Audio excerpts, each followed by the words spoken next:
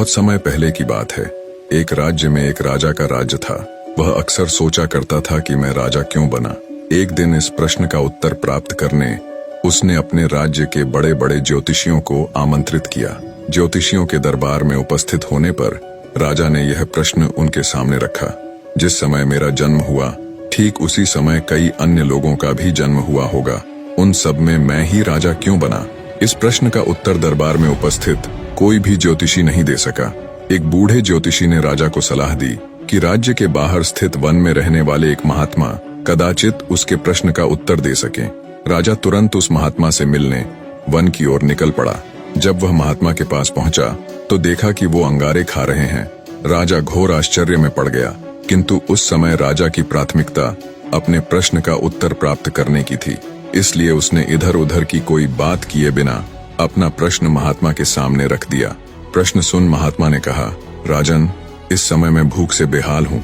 मैं तुम्हारे प्रश्न का उत्तर नहीं दे सकता। कुछ दूरी पर एक पहाड़ी है, उसके ऊपर एक और महात्मा तुम्हें मिलेंगे। वे तुम्हारे प्रश्न का उत्तर दे देंगे। तुम उनसे जाकर मिलो। राजा बिना समय व्यर्थ किए पहाड़ी पर पहुंचा। वहां भी उसके आश्चर्य की सीमा नहीं रही जब उसने देखा कि वहां वह महात्मा चिमटे से नोच नोच कर अपना ही मांस खा रहा है। राजा ने उनके समक्ष भी वही प्रश्न दोहराया। प्रश्न सुनकर महात्मा बोले, राजन, मैं तुम्हारे प्रश्न का उत्तर नहीं दे सकता। मैं भूख से तड़प रहा हूँ। इस पहाड़ी के नीचे एक गांव है, वहाँ 5 वर्ष का एक बालक रहता है। वह कुछ ही देर में मरने वाला है। तुम उसकी मृत्यु से पहले उससे अपने प्रश्न का उत्तर प्राप्त कर लो। राजा गांव में जाकर उस बालक से मिला। वह बालक मरने की कगार पर था।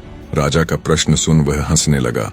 एक मरते हुए बालक को हंसता देख राजा चकित रह गया, किंतु वह शांति से अपने पूछे गए प्रश्न के उत्तर की प्रतीक्षा करने लगा।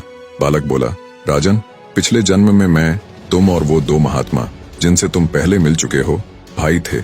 एक दिन हम सभी भाई भोजन कर रहे थे कि एक साधु हमारे पास आकर भोजन मांगने लगा। सबसे बड़े भाई ने उससे कहा, अगर अपना भोजन मैं तुम्हें दे दूंगा तो मैं क्या अंगारे खाऊंगा? साधु ने तथास्तु कहा और आगे बढ़ गए, और आज वह अंगारे खा रहा है। साधु जब दूसरे भाई के पास गए तो दूसरे भाई ने कहा कि मैं अपना भोजन तुम्हें दे दूंगा तो मैं क्या अपना मांस नोचकर खाऊंगा? साधु उसे भी तथास्तु बोल आगे बढ़ गए, और आज वह अपना ही मांस नोचकर खा रहा है। साधु ने जब मुझसे भोजन मांगा तो मैंने कहा कि अगर मैं तुम्हें अपना भोजन दे दूं तो क्या मैं भूखा मरूं? भूखे साधु ने मुझे भी तथास्तु कहा, और आज मैं मरने की कगार पर हूं, किंतु तुमने दया दिखाते हुए उस भूखे साधु को अपना भोजन दे दिया, जिससे खुश हो साधु ने तुम्हें राजा बनने का आशीर्वाद दिया। उस पुण्य का ही प्रताप है कि इस जन्म में तुम राजा बने। इतना कहकर बालक मृत्यु को प्राप्त हो गया। राजा को अपने प्रश्न का उत्तर मिल चुका था। वह अपने राज्य की ओर चल पड़ा।